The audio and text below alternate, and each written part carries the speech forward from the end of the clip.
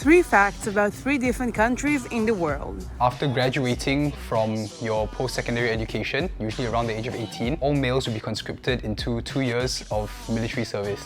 I was trained as an infantry officer. I served as a platoon commander in one of Singapore's infantry battalions. And my role was essentially to plan missions as well as take care of my platoon of about 30 guys. We would spend a lot of time in the jungle, walking, carrying quite a substantial load. Singapore has a mandatory military service because in World War II we had no means to defend ourselves, which is what resulted in Singapore being occupied by the Japanese, which did not turn out well for Singapore. So after World War II was over, Singapore's leaders decided that we did actually need a way to defend ourselves. So now when you go to Singapore, technically every man you see on the street is part of the army and ready to fight. The most special about the army was definitely the camaraderie. When you're spending a lot of time suffering and exhausted together, you get a bond that you don't get anywhere else.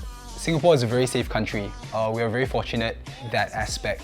So it's not common to see crimes happen on the street and it's not common to hear about them either. So thankfully, I've never been activated to respond to a real situation. What is the bias about Mongolia? Stigma, or like, is it just nomads with sheep?